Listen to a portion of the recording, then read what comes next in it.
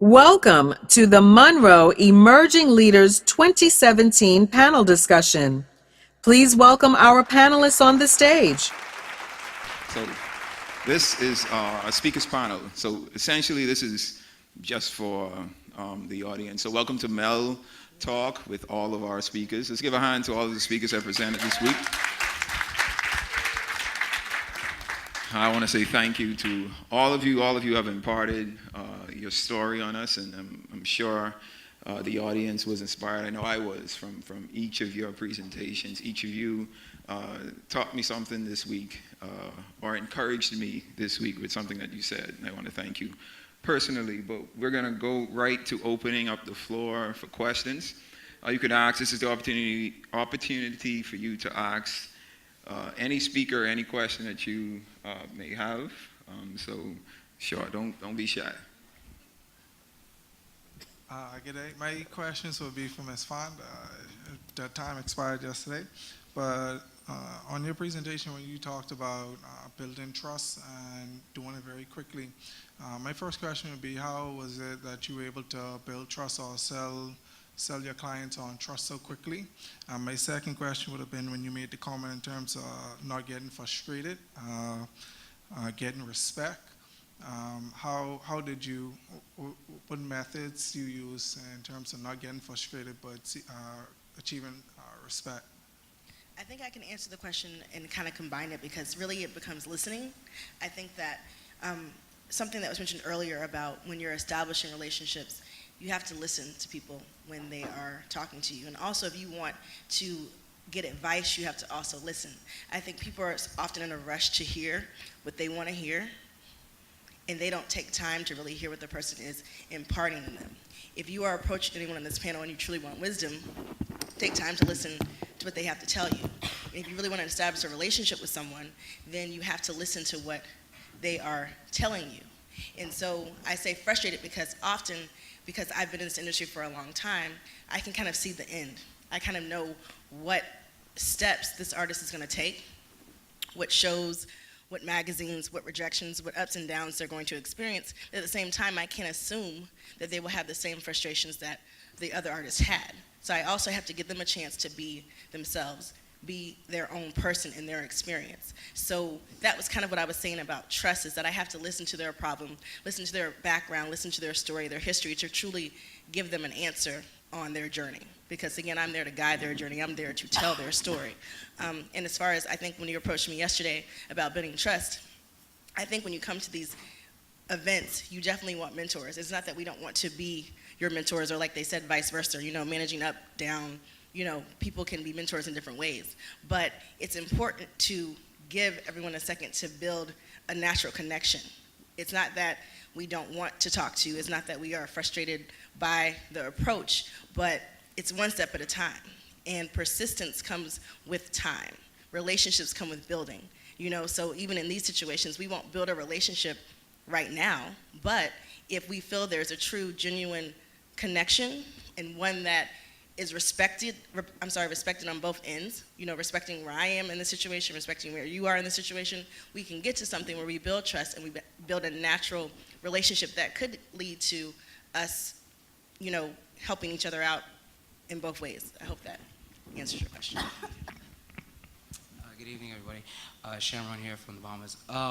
Question for Teresa, Keandra, and Miles Jr. All three of you are within a company, organization that's already successful. How do you understand the process of building or becoming your own success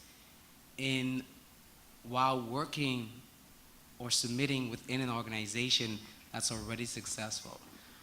Well, and then also it's a twofold. How would you know, what's the process? How would you know that, okay, it's time for me to become my own and leave, and then when it is to stay, like all that?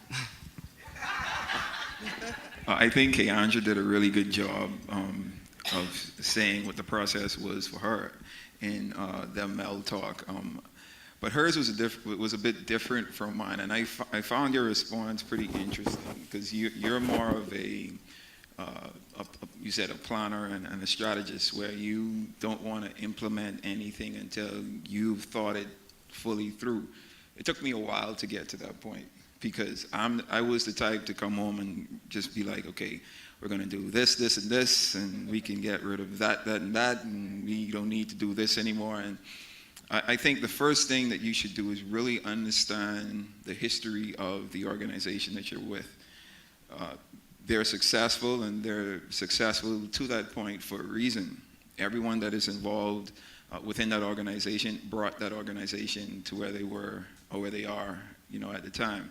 So it's important to not forget, those that are before you, or that are in the leadership positions for a reason, and respect them in those positions, and the fact that they've brought the organization to that point, and just learn, what the true vision is. Because I'll be honest, when I started to work with my dad, I didn't really understand I knew the vision, but I didn't understand 100% of it. And that understanding of the vision allows you to understand the process that the leaders go through when they make decisions. Because a lot of the decisions my dad made, I totally disagreed with, because I didn't understand why he was making it. Like, from the outside in, it just looked like either he was taking way too long to make a decision, or that's the absolute wrong decision for you to make.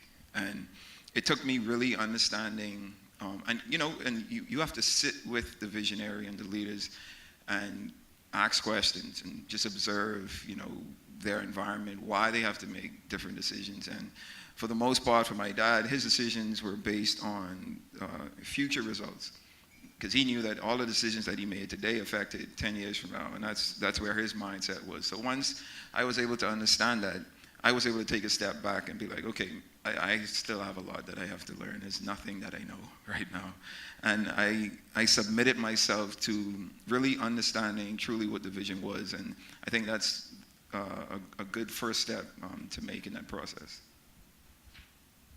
I forgot who was talking about it, but someone mentioned, I think with Keandra, not everyone is a CEO. At some point we may be, but there's always going to be a point where you are the one supporting the vision. And so for a long time, or for some time, my brother and I supported my dad. He was the CEO, he was the visionary, he was the leader, we were his kids, but we were also a part of the vision and what he was doing. So we were at a point where I had absolutely no problem being in the background, doing exactly that, supporting him, on the ground, at the bottom, at the back, just making sure that he didn't have anything to worry about. And I supported his vision 100%, made sure that he was perfectly fine. And then everything happened, and now here I am in a place where I never thought I would be. And so now I have to learn, what this is. And I thought I wasn't prepared, but I'm prepared to do it now. And even now, my brother and I working together, even that is a struggle, because we've never been here before. And, we have to share the ownership, and we have to share the leadership position, and those are going to be different roles. I have weaknesses, which are his strengths, and vice versa. And so even he and I still go through that process of sharing the leadership role and the success of this legacy and baton that we have accepted or have been given. And then that's somebody else's. That's ours, or that's somebody else's. And so now I'm to the point where I'm also trying to figure out what's me. How do I separate Charissa from that and still actually be attached to that? Because Shamron mentioned, kind of moving away from that. I don't ever want to move away from the vision that my parents had. That's a baton that I'm going to have until I pass it on. But I can still find me, and that's still a process. I'm still working through that, and what that is. It may be something totally different. It may be something slightly different. But there's still Charissa Monroe's legacy to be established and to be left. And that's going to be separate and apart from Miles and Ruth Monroe. And so again, everything is processed, and every day I'm learning. We talked about always living and learning, failing and learning, succeeding and learning, and then never letting your previous successes stop you from making other success and having other success. That's definitely going to happen. So I keep going back to process, because that is exactly where I'm at. And so and that it is so important that we do trust whatever that process is going to look like. Sometimes it's not going to hurt. You're going to have that discomfort. But in that discomfort, that was a teaching moment for me with Ms. Font. That was growth, and that was immediate growth that assisted me with what I've been trying to think about all this time. Okay, so that's what I needed. Now I can actually move a little forward in what it is I want to do for Charissa Monroe. Oh, I'm sorry. I'm totally in agreement with both of them. And my story is like Charissa. I'm still, while I have certain things figured out, I'm still trying to figure out Keandra in this whole story of Zamar, Island Pearls, my father, my mother.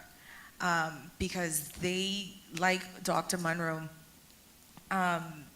they've created a name for themselves in this industry that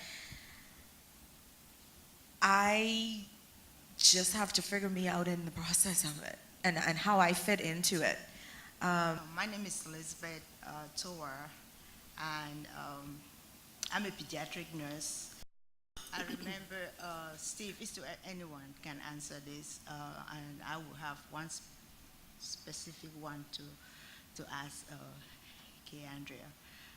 Well, I've been doing nursing for over 20 years. I live in the States, and I'm originally from Cameroon, and I've been there for 30 years. My kids I have a 28-year-old son and a 22-year-old daughter. I started a new career, a different thing in my life after, I've been listening to Dr. Monroe's CDs and everything, so I have a gift that I think I have to invest in. So you say you had all your old friends, all my friends in the DC area. I told them that, now that my kids, they've all grown and everything, I am going to sing. And everybody was laughing. They were telling me, Elizabeth, you need to be thinking about retiring or do something else. But then I have that inner voice that kept telling me, Elizabeth, you can really sing. So I went and took some voice lessons and stuff like that. And they said, the friends are not very encouraging, but they kept telling me, why don't you pursue your nursing? Just forget about singing. You cannot make money out of it. It's not because of the money. It's just that I want to bring this talent that I have.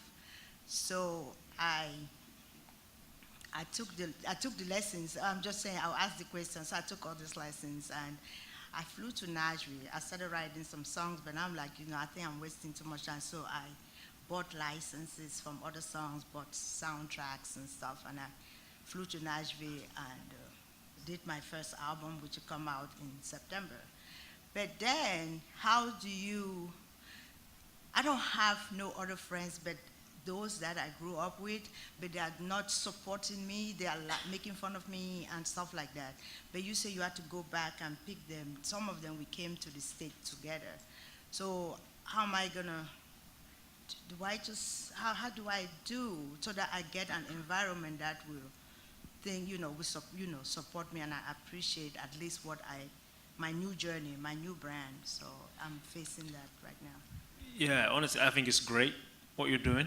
I think that's an amazing story. I can relate to you for sure. I never had to convince my friends to come back around. When they saw what I was doing was paying off, that changed their mind. So when I went to the 7 different countries with 9 teams, that was by myself. And that was coming home after every trip, having to tell everybody that I failed again.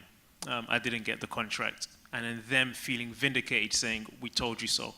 But then having to go the next month to a different country, figuring out how to get there, and going by myself again. So they were my friends, but honestly, during that time, I had to have tunnel vision. I had to block them out, listen to nobody. I knew it's what I wanted to do. When it paid off, they came back, and they joined on board. And some of them say, oh, we always knew you were gonna be like that, and they never. So I wouldn't worry about, having to convince them. These things have a way of falling into place. I just pursued the vision that I had. I just pursued what my passion was, what it was I wanted to do. And then eventually, the friends who were supposed to be a part of that with me, they found their way back with me. And some of them never got back into my life. It's just by the time I had become successful in what I was doing, the distance had grown too far. We just never reconnected. But there are going to be some friends for sure who, when what you're doing pays off, they'll come back and act like they were there the whole time, and you just let them, even though you know it was just you following the vision. But I think I grew probably more strength and resolve in the times when it was just me, because I was just by myself, had to go alone. So I would just cherish that time, and whenever the time that it pays off happens and they come back, let them back in. And you know the one thing that my dad always says, leadership is very lonely. And so it's actually, because then, when we become successful and we are really focusing on leadership and our vision, that's when you become disciplined, that's when you become focused. So that's when you become less attractive. And I say less attracting because, your social life becomes less, or you're so focused you don't have time to just talk on the phone and just have trivial conversations. Mm-hmm. So before that, when we're younger, just doing nothing, our friendship base is huge. We have 1 million friends, and then we wonder, so all of a sudden now, I'm focused on writing a book, or I'm focused on my business, on my music, and my friends are dripping off, or they're falling away. And that's because you're no longer available. Well, you're just no longer available to them, but now you just become more available to yourself. And then you're going to lose some friends. Be prepared. Actually prepare yourself to lose some friends, and let that be a good thing to you. And then along the way, you're going to gain the right amount of friends, or the right type of people that's going to work for whatever it is that you're working towards. And there may be 1 or 2 that's been there from the beginning that's going to go with you, but it's not going to be the full 10 or 20. But just know that in leadership, you're going to be lonely. And not lonely to where you're going to sit and wonder sometimes, like, where is everyone who was here 5 days ago?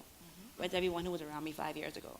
And you're going to feel a certain way, but you're going to realize that 5 years ago, you were somewhere that you're not now. You were lower. Now, 5 years later, you're somewhere higher. So let that be your perspective. Like April said, have a different perspective of where you are, and don't look at the loneliness as something negative. This is for Keandra. I just want to find out, I know you talked about this relationship with this guy, and I don't, I just want to, I know you didn't, I don't know, maybe you said it, I didn't catch it. Have you forgiven him? And if he comes back, no, I'm just asking. No, let me finish. When I say forgive him, because sometimes some guys, they can be foolish sometimes, and he comes back with pure heart and begged for forgiveness and stuff like that. Are you in a position to give him another chance? Okay.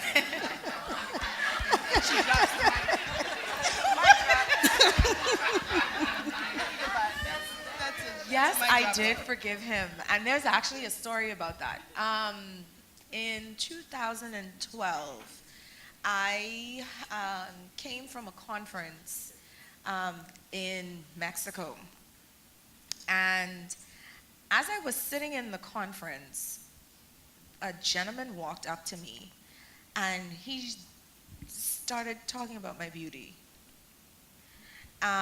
which was really odd to me, because while I see myself as beautiful, someone just randomly coming up to me is not normal in my head and the way that I think.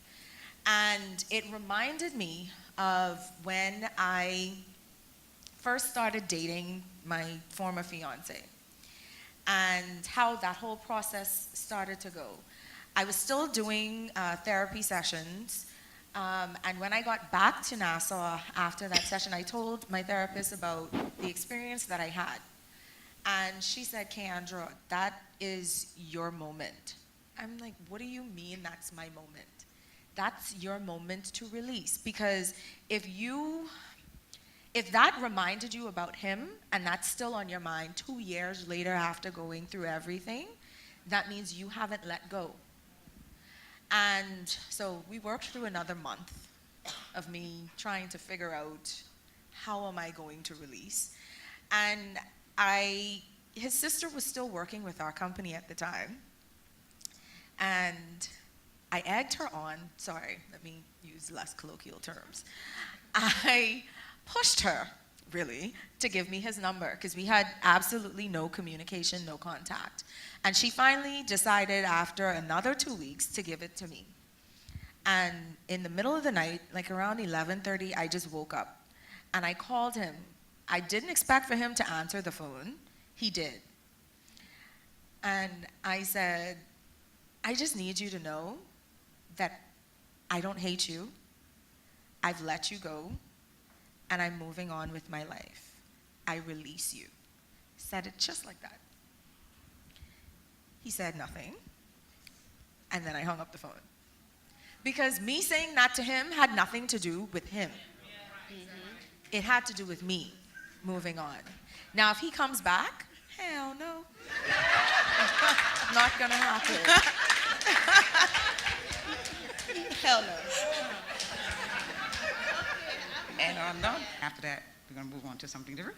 But all of you all are leaders, and I would like to know from each of you. From a leadership standpoint, when you're a leader, you have followers and you have servitude. And I know Dr. Miles Monroe talks about in leadership that there's servitude. So my question is, and it might be kind of rare, is with your followers, what are your key followers, or where, may I say, in terms of demographically, in terms of age, in terms of countries or geographical area? And are you shocked, and how do you serve the bulk of your followers? Does that make sense? Yep. Good. Dang it. I think for me, I think the demographic of our followers, Teresa and I, just stems, some of it stems from our parents, just naturally.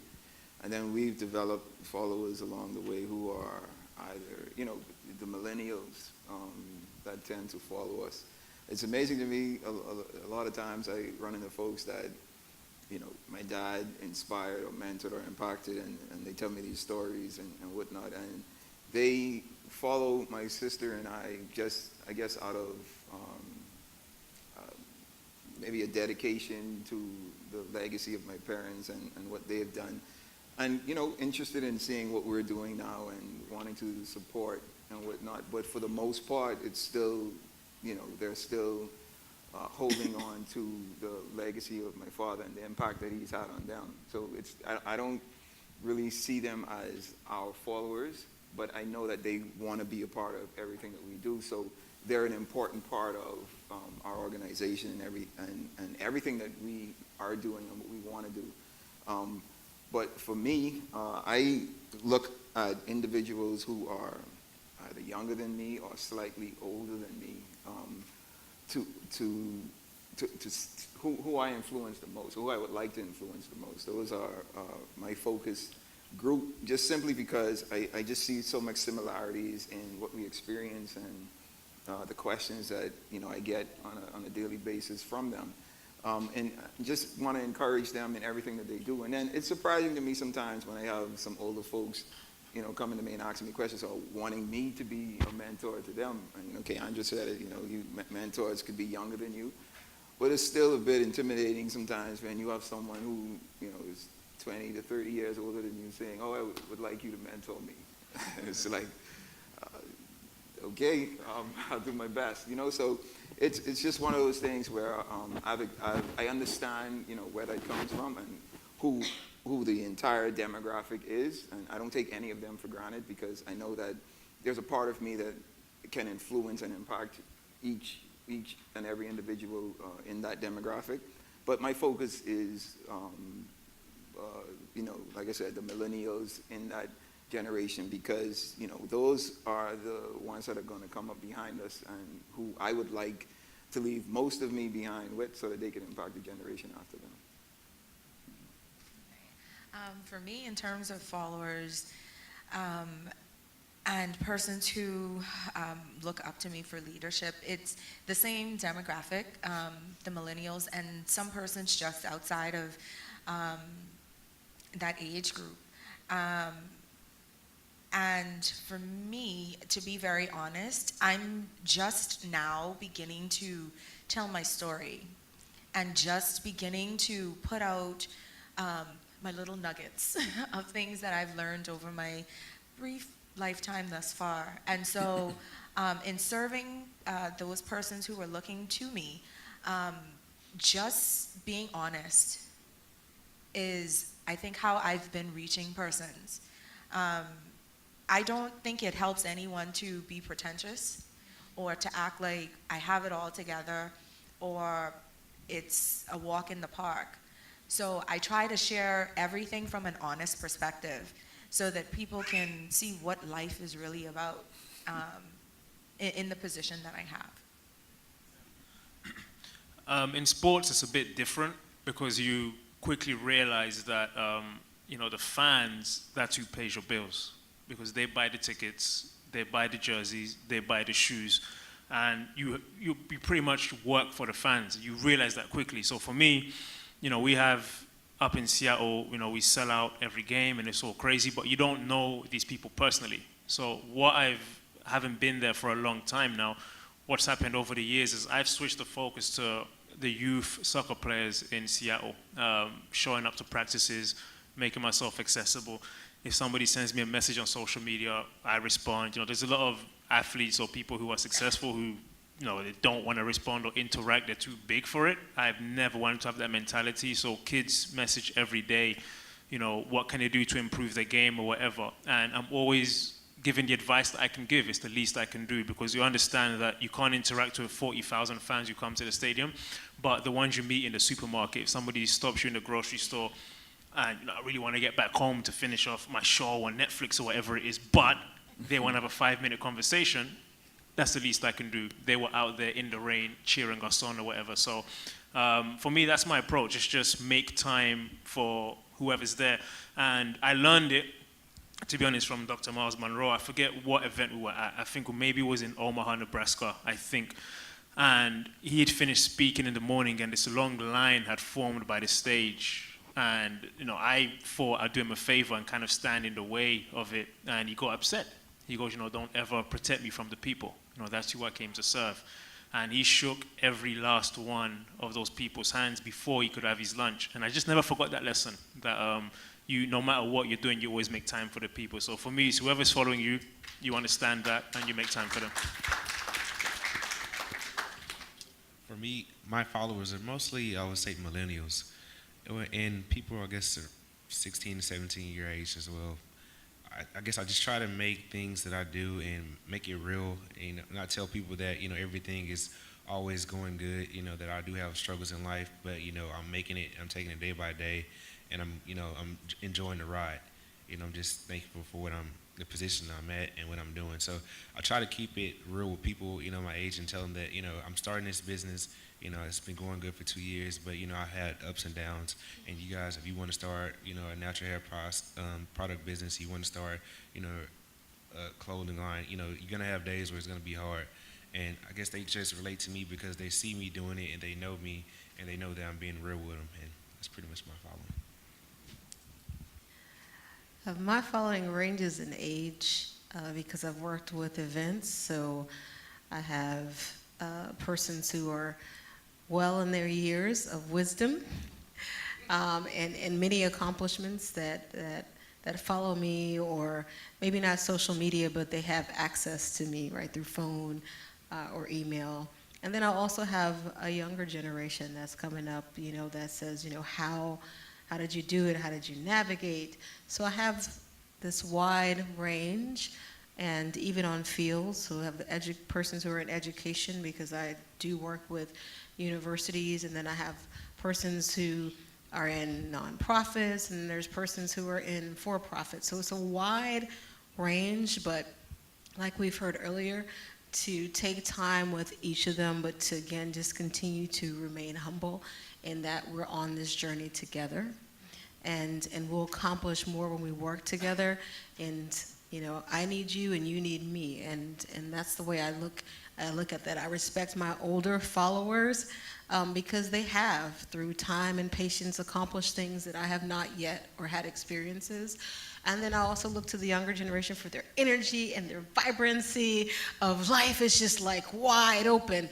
And then I'm right there in the middle, having experienced some of that. So I love the feeling. I think it's, you know, it's exhilarating to me, and I'm really thankful for it. I think that my followers, I think that's a weird word, but my followers really come demographically from the fact that I'm in the music business, so they really are people where they're entertainment hubs. So it's New York, it's Los Angeles, and Atlanta, because that's where music really is, music, film, whatever. I think when it comes to giving advice, and I mean this in a very positive way, but I normally give tough love when people first approach me, because I'm in a tough business. So when I give them tools, it's one thing to say, oh, I want to be in the music business. I want to, you know, be an artist. I'm like, are you doing the things that entry-level artists do? Are you a member of the Grammy Academy? It's $100 a year. Are you part of a rights organization like CSAC, ASCAP, BMI? And I say that because I think if you really want to be a part of something, research, Google is important for me. And I think that if you Google, and I know that you've done some of your research, I'm more inclined to then want to help mentor you, because I've seen that you've done the entry point of work to truly say this is what you want to do. So I ask those questions because I think if they come back to me a month later, 2 months later, and they're like, okay, Felicia, this is what I've done, then I know they're serious. It's hard to mentor people who aren't serious about what they're saying. I had a mentee at Spelman College where, of course, I went to college, and she's like, I want to be in the entertainment business. Well, that's really vast. What does that mean exactly? Tell me exactly what entry point you want, because I also believe strength in numbers. I may not have the answer for you, but I have a whole lot of sisters and brothers who can help you, and I mean that in the sense of we're sisters and brothers on the stage, that can maybe do a better job mentoring you than me if you give me exact words, exact needs. Someone approached me yesterday and said that they wanted me to mentor them, but I said, do not say that until you know exactly what you want from me and what you want for yourself. And once you put a list together, then you can email me, and I can see if I am the right person for you or if there's someone else out there for you that can do a better job than me. But that is my approach to mentorship and fellowship and followers, but they do come that way to me. Am I following, testing? Sorry. My following, I think they range from young and old and everything in between, as I've identified. And I say old, just those that are wiser. My aunt is looking at me. And the younger generation as well. And I think a lot of that has stemmed, like my brother said, from my dad's following, those that really love and are dedicated to him. And then as my brother and I tend to expose ourselves and what we are about, they're also following us because of us. And sometimes it's a very thin line. And they're all pretty much all across the U.S. A lot of our followers come from Africa and also locally. But as far as serving them, you know, I'm big on just remaining humble. Sometimes, you know, when you get to a certain level of just a certain level of, I guess, fame and success, you tend to lose your humility. And I try to remain as humble as I can. I want to be approachable. I don't want people to think, and Steve made a very good point, we get, you know, we're in the social media world now, whether we believe it or not. And we have both the young and old on social media. Even my aunt. So, you know, I'm reaching them there as well. Like, you know, we're reachable, and they send text messages, they send, you know, whether it's on Instagram or social media, on Facebook, and they want a response. And no, I'm not able to respond to all, but if I can respond to a few, I do. I'm not too big for that. You know, if someone just stops me in the streets, or I'm at an event and someone wants to take a picture, no, I'm real tired, I don't want to keep smiling, but yes, of course I will, you know. And so just that humility does a lot. And they would say, oh, you know, we would have never imagined. Oh, she said yes. I said, well, you asked, and why would you expect me to say no? And obviously they're used to that. They've been used to trying to reach someone in high status and not being able to. And I did not see that from my parents. And so just remaining humble is very good when it comes to serving those that want to be like you or better than you. So I had a question earlier for April, but this is also open to other leaders. With you being spiritual-centered a person or people, how do you go about reaching people who are not necessarily religious or spiritual? Like, what are the things that you have to keep in mind, and do you try and incorporate your spiritual identity into the work that you do professionally? Great question. That's a great question. So if you go in certain areas of Atlanta, they will know me and my company by what we do. There are some who may know me because of the name that my parents have, but I do the work. One of my sessions that I teach, even for persons, is do the work. Let the work speak for itself. So I say, let people be drawn to you because of what you're able to do, because that's your gift. Now, if they ask me, how did you get this way, I'll tell them, I believe certain things. Well, really, how did you learn that? Where did you get this belief system? And so I take them back to principles that come from the Word. Because what I've learned is the success that we see is because people are operating in principles that come from the Word. I shared that I read Proverbs. That's like my favorite book, literally. And I had people go, what do you do with backstabbing friends? What about when it's all in Proverbs. It's amazing. And I'll share what I did. I actually went and ordered it in the Hebrew. And this read differently. There's a lot of different translations. But I said, let me, read this. And there's so many things that read differently in Proverbs from reading it. So read different translations of it, not just, King James. But most times they just come to me because I do the work. And some of them don't know that, how close my relationship is. But through that, doors are opened. Because I believe in Dr. Monroe was shared, it's about being yeast. We're yeast. But salt and light. And so we're there. The light does what it does. It illuminates. So we illuminate him by what we serve and do. That's because that's all they can see. They don't understand the spiritual part. But then us being there preserves and protects. And so if we look at how our lives are, you don't have to read the scripture. You don't have to have a Bible at your desk to know that you are a citizen. But you do the work, and that's what they come to. And I've been in conferences where I see, these people get up, thousands and doing all this. And at the end, they'll say, you want to know the secret? Stay behind if you want to. You want to know the secret? Stay behind with me for 10 minutes, and I'll share with you my personal secret. And that's an opportunity for you to share what you believe and why you believe it and how it's helped you.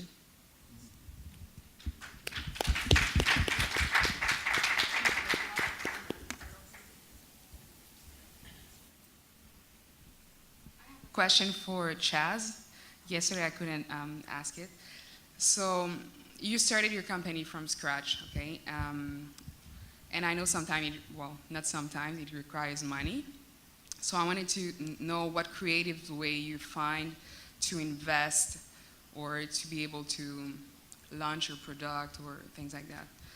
And second question, what was your biggest loss and how did you overcome it?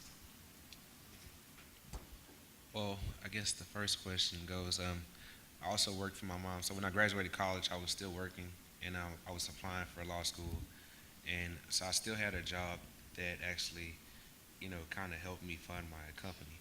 But, when most of my friends were, going out doing things with their money, I was actually just saving it and putting it in the bank and, holding it before I can, invest. I didn't know exactly what I was going to invest into until the idea came about the company.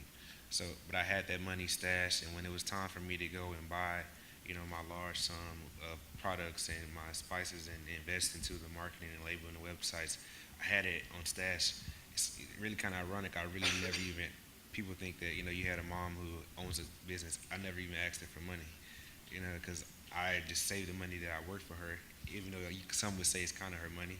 But I worked for that money, it came from her company. But I put it in the stash, and I was able to actually invest what I had, and I knew my limit. I never overdid what I had, so I knew I would get enough where I knew that I can get some kind of small profit. And to this day, I still work for my mom, even though Sophie Grill looks like the Spotlight company. And I use what I make from my mom's company to actually fund my life and what I want to do. And I still haven't taken a paycheck or a profit from Sophie Grill, and it's been 2 years. I just like looking at the money in the bank and say, I'll have it. And your second question, I'm sorry, was it? What was your biggest loss? Biggest loss? I don't really know. I don't know if I really had a big loss. What I've learned, I guess the loss is like products and my spices and stuff. I try to actually not rush to get it out there. It's not really a loss, but I try not to rush things and I try not to put things out there because I'm the only person who actually know about this thing that's coming out. And, you know, I feel like the rest of the world is rushing me to get 5 or 6 more because they loving it and we want this flavor, we want this. And I'm like, well, you know, I realize that, you know, just hold back and you're the only person who actually knows about this thing coming out.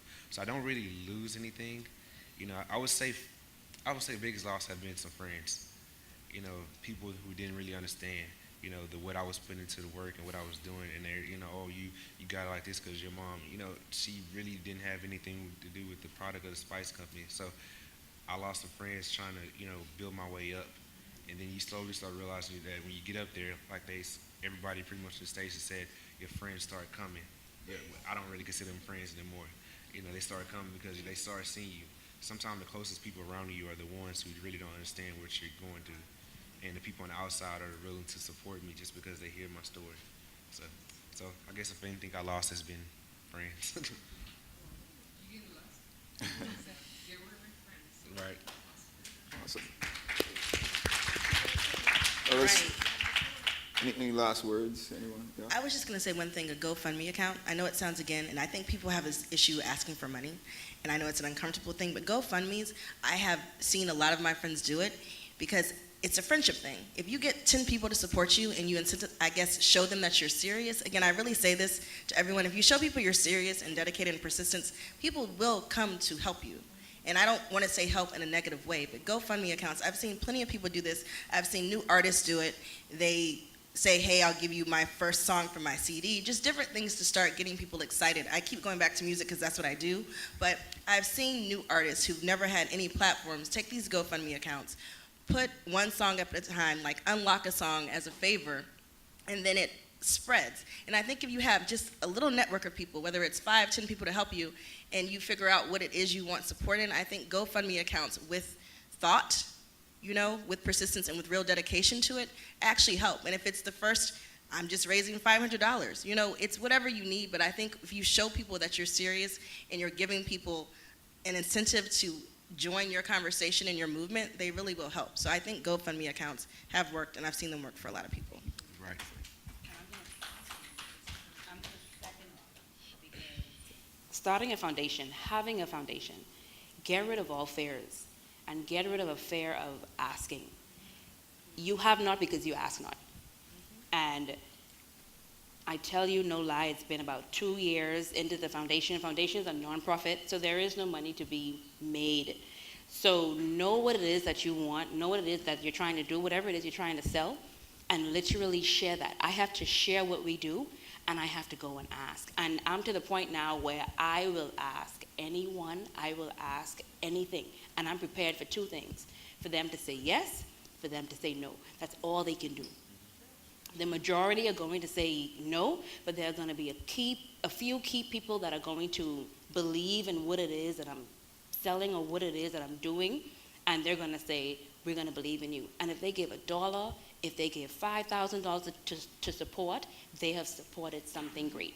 But you have to ask. And so I had to drop all fears and just say, I'm going to ask. And they're going to ask why. In 1 minute, I have to tell them what it is I want and tell them exactly what you want. Don't beat around the bush.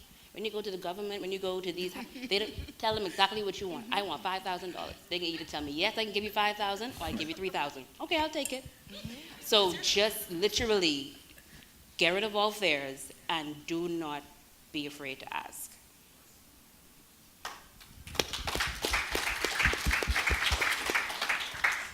Any closing remarks, anybody? Give you an opportunity. For me, I mean, I would say, you know, obviously very successful people up here and everything, but I would say the field you want to get into or the thing you want to do, find someone in that field or who's already doing what you want to do and pursue them. You have to pursue them. I didn't get to tell the full story of how when I first came to the Bahamas. So I was sitting at home in Seattle. I just, finally realized my dream. I turned pro, and I said, man, I need to meet Dr. Miles. Like, I haven't met him. I've seen him at so many events, and he kind of knows my face now, but I've never actually shook his hand and told him what he's meant to me. So, booked a ticket, flew here the next day, went to the church headquarters, and he wasn't there. So I went back to the hotel, came back the next day, he wasn't there. Came back the third day, he wasn't there. Came back the fourth day, and there was a lady in the bookstore, and she said, he's upstairs, but he's on a call. I don't know if he can see you, I'll check. And I had to wait for 4 hours while he finished up what he was doing. And she said, come back tomorrow. I said, no, I'm here now, he's here. I'm gonna see him. So they let me upstairs, and I've met anyone you can think of, I've met. Like I said, I got to meet and play against the most famous soccer player in the world. I went to college in the most famous basketball player in the world. I've met Denzel Washington. I've met Jay-Z, everybody. I don't care about that. When I met this man, it was like I couldn't stand. Like, I sat in my chair, because if I stood, I would have collapsed on the floor. It was like, I just can't explain it. It was like that day in 2005, if that never happened, I never would have gone pro. So it was the weight of everything on my journey that I'd taken came from this island, from the Bahamas. And I was finally coming home to just say thank you. And I kind of shook his hand, and he put his hand on my head, and I spoke for like 20 minutes. I have no idea what I said. It had to have made sense somehow, because he said, we're having watch night service tomorrow. I'm going to introduce you to the people. And I went up there, said a couple words, and he says, tomorrow before you leave, I'm going to take you to breakfast. He told me be ready at 9 o'clock. I set like 10 alarms, make sure I would be up. I was outside about 8:45. He didn't show up till 10. I could have told you that. I could have told you that. But the thing is, he showed up an hour late, like nothing was wrong. He just showed up. He just drove, like that was the time we said. And then I was like, okay. So, but I had to pursue him. And then I traveled with him about 3 or 4 different trips before I even asked him, can you mentor me? And the first time he said no. And he kind of walked, he would always do this thing, he'd say the answer and he'd walk away. And then I had to follow him. And I'm like, I really need you to mentor me at my point in my career where I want to take the next step. And then he says to me, you have no idea what it's going to cost you. He says, to live at the level I live, you have to do what I do. And I said, I'm ready. And then that was when it was like, you need to read this book and that book and do this and do that. And I never came to the Bahamas ever again without leaving with him giving me a book, either one of his books or a book that he had read. And so for me, that'd be my advice. You pursue someone who's doing what you want to do. And he would put it this way, he'd say what took him 10 years to learn, he'll give you in 10 seconds. And all the shortcuts that I've taken is because he already endured some of those things. So that's what a mentor can do. I definitely recommend getting a mentor in the area or who's doing the things you want to do, and then you have to pursue them maybe even for years before it pays off. I just want to say to Miles and Jerissa that this has been incredible, to all of my distinguished panelists, guests. I've learned so much from each and every one of you, and I'm just so full. I can't wait to get back to Atlanta, but then I'm just in this place where God lives, right? He does have a vacation home in Atlanta, though. But we just thank both of you for your leadership and your passion and desire to pour out into us, just like your parents poured out into so many. And, we just pray that God continue to bless you and strengthen you and give you all the desires that are in your heart, because he placed them there. So thank you guys so much. We love and appreciate you so much. Thank you very much. Thank